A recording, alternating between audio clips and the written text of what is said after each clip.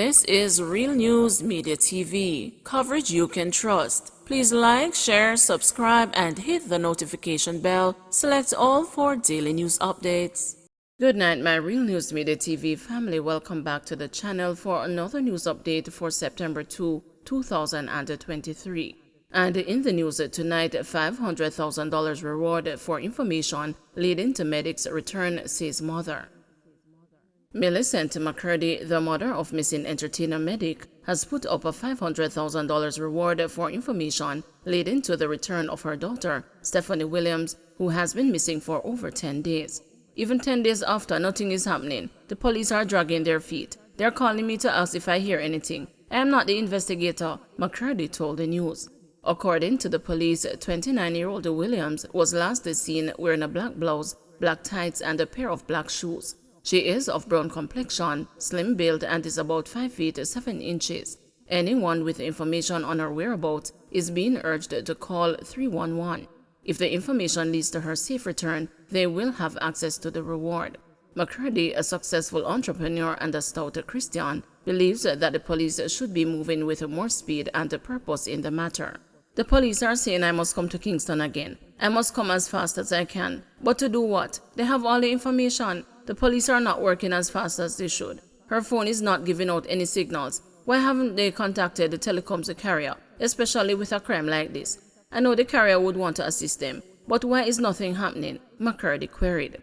McCurdy said she raised her 3 daughters in church and revealed that while growing up, Medic wanted to be a nurse, hence the play on her artist name Medic. The worried mother said her daughter's story is a cautionary tale for other young ladies with aspirations in a cold secular world. She wanted to be a nurse. She wanted to be an interior decorator. I work without a father to send my 3 daughters to college. And as a matter of fact, Stephanie had a cosmetic business. She's an entrepreneur. I don't grow them out there like that, she wailed. She said Medic's father met in an accident and died, and she had to raise her daughters alone. I can tell you about hunger and sufferation. I work any job I can to help to send them through college. They grow in church. Medic didn't have to do this. She grew up in church. Sunday she called me and said, Mom, I can't go further in this relationship. I said, Stephanie, you need to let go from where you're at now. You need to return to Christ. Only the mercy of God will save you, she related. McCurdy said that she wanted her daughter left, right, and center, especially after she did plastic surgeries to enhance her physical attributes so she could compete with other women in the shallow world of entertainment. Sometimes she's upset with me, but I still push. I fight with them, she said, her voice breaking into a rain of frightened, anguished tears. The world needs to help me look for my little girl. She didn't deserve this. McCurdy said that she suspected that a shadow of danger was creeping over her daughter's life, and she urged her to return to the arms of God. I serve an awesome God. I see where He has taken me from and what He was doing in my life. I said, Stephanie, go back to God because I am seeing danger in your life, she said, warning young women to heed the advice of their parents and be careful of relationships that become possessive. I am warning young girls to listen to their mothers. I need your help, Jesus. God is real. Whosoever has Stephanie out there, they need to release her because God is on the job. This is the wrong child they touch, she said. I pray, mighty God, that your divine angels, God, will visit that location, mighty God. I pray that you will put a fire in the enemy camp, that you will confuse them. My help cometh from you. I trust in the name of Jesus. Another alert activated for 3 missing wards of the state. Another alert has been activated for 3 15-year-old wards from the Homestead Place of Safety in Stony Hill, St. Andrew, who have been missing since Friday. They are Alicia Forbes, Kristen Brown, and Desamoy McTyson. According to a release from the police's corporate communications unit, Forbes is of dark complexion, slim build, and about 152 centimeters or 5 feet tall. Brown is of brown complexion, slim build, and about 155 centimeters or 5 feet 1 inch tall, while McTyson is of dark complexion, slim build, and about 152 centimeters or 5 feet tall. Reports from the Stony Hill police are that the teens were last seen at the facility about 3 p.m. At the time they went missing, Forbes was wearing a black dress, Brown was dressed in a black blouse and a multicolored skirt, while McTyson was dressed in a white pullover and blue jeans pants. All efforts to locate them have proven futile, the police said. Anyone knowing the whereabouts of the missing teens is being asked to contact the Stony Hill Police at 876-942-2223, Police 119 emergency number, or the nearest police station. Finance Minister explains $15 million per month expenditure in relation to SSL.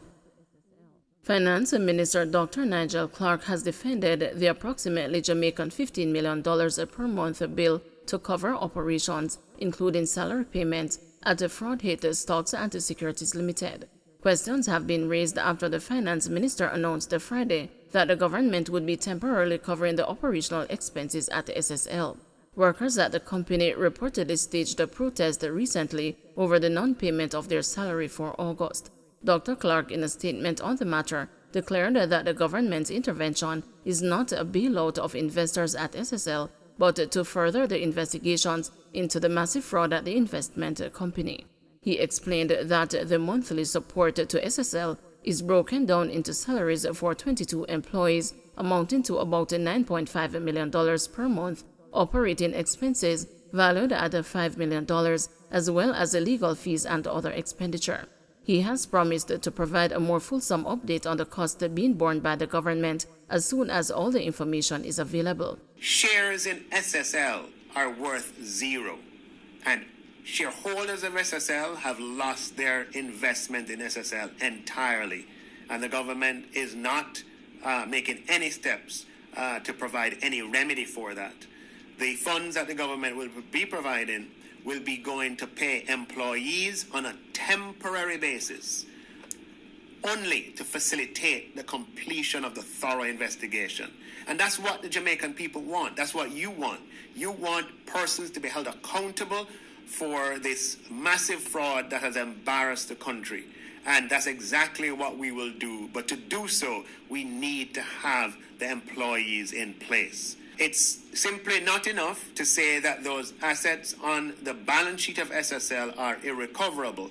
The Jamaican people and the government of Jamaica will accept nothing less than a court pronouncing that those receivables on the balance sheet or assets are not recoverable. And whether that is a court in Jamaica, a court in the United States, or a court anywhere abroad, that is the minimum standard.